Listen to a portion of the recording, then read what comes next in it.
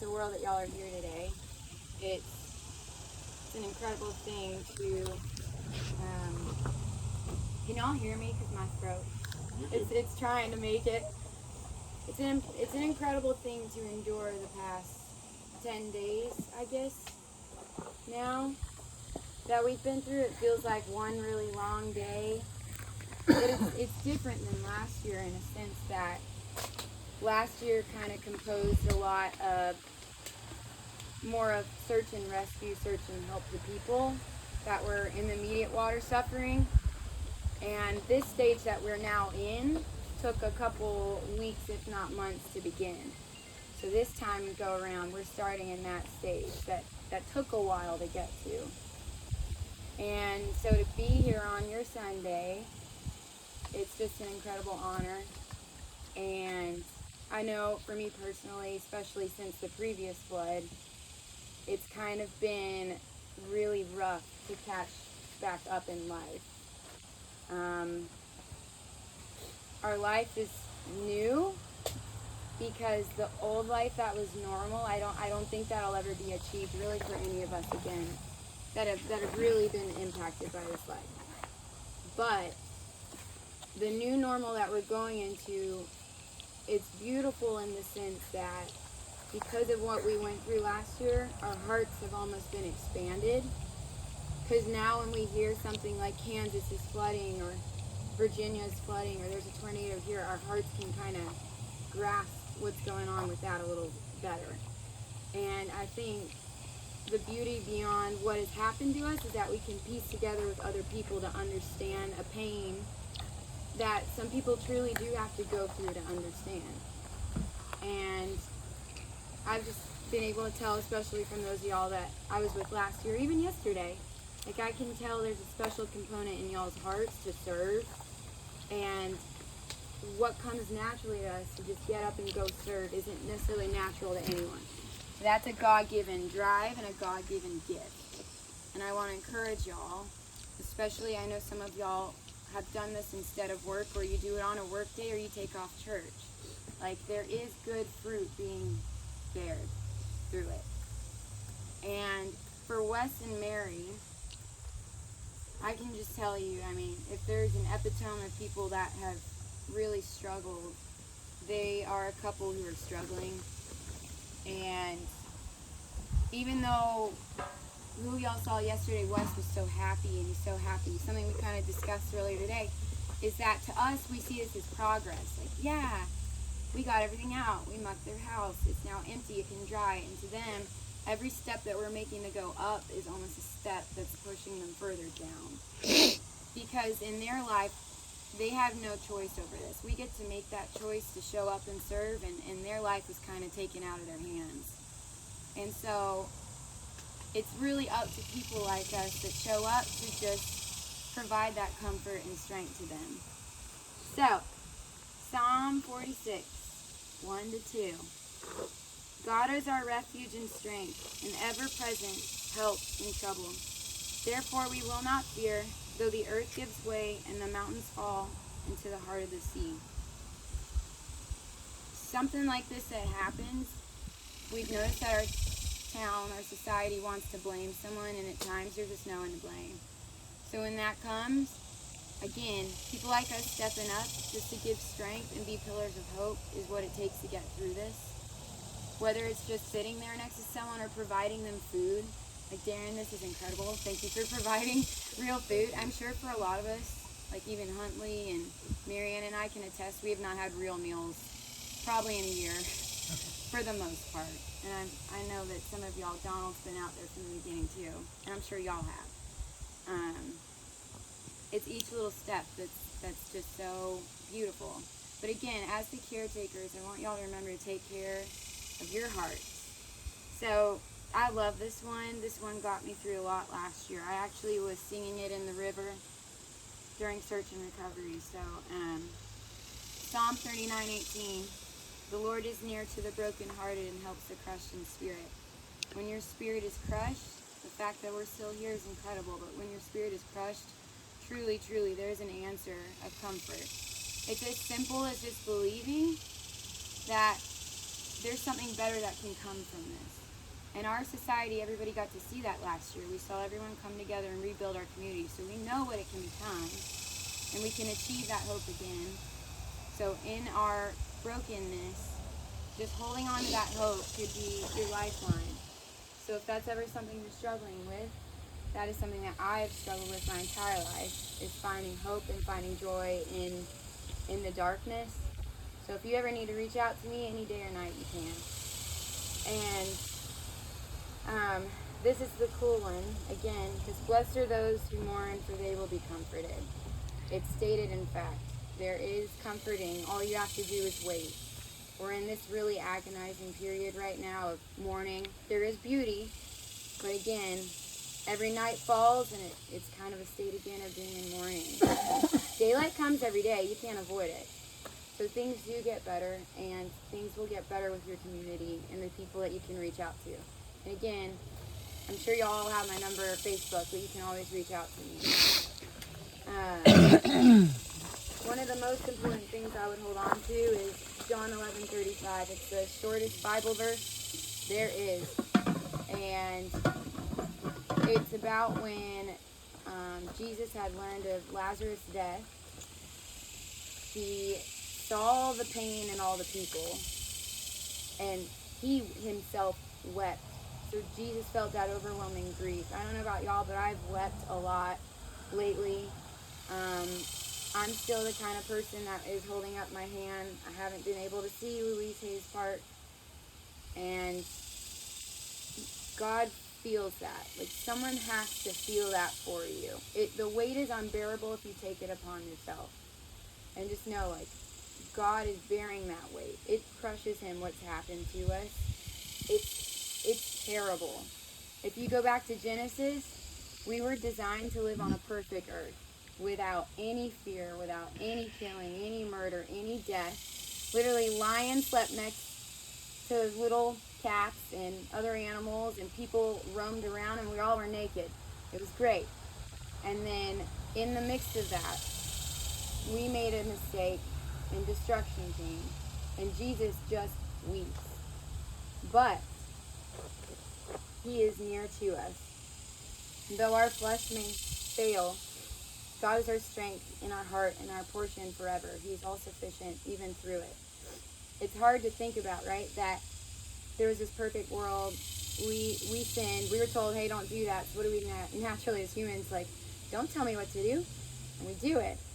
And he's like, he could have scorned us. Could have been like, burn that earth. We'll start a new one and then burn that earth.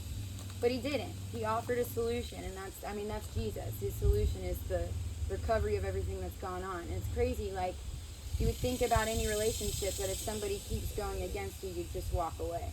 And yet he just stands there forever, just welcoming us back in. So in this time right now, as we're struggling, like, he's there still welcoming us back in.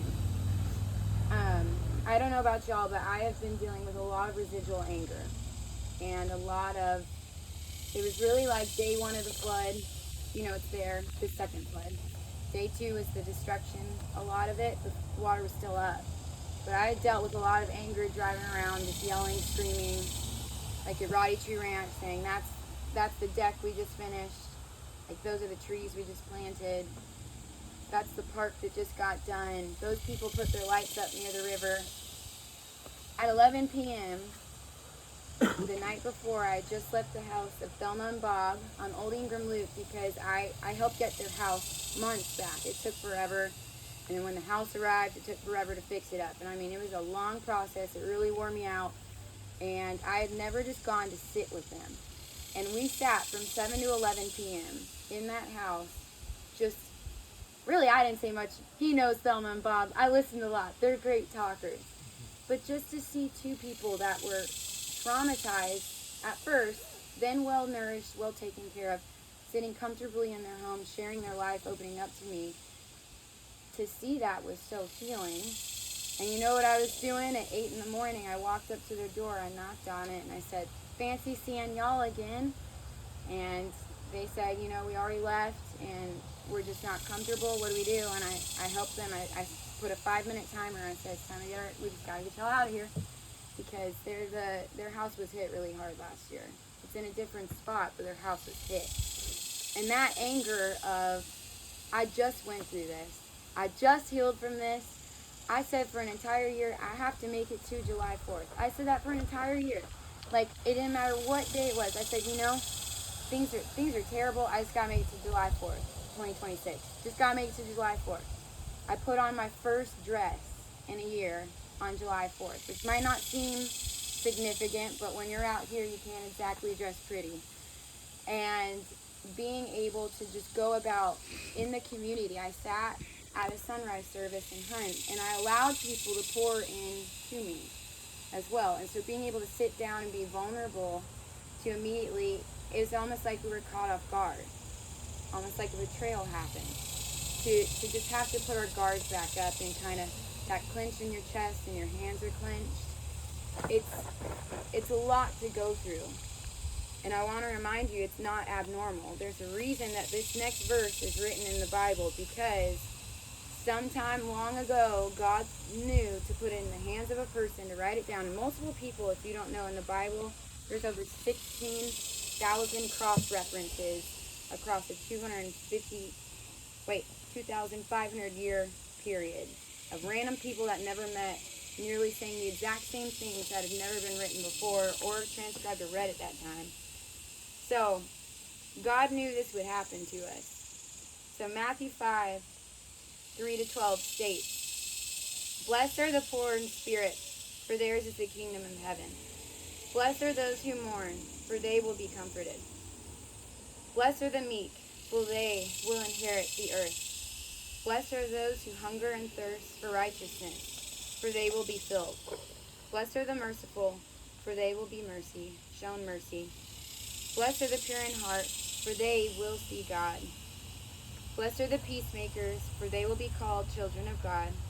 Blessed are those who are persecuted because of righteousness.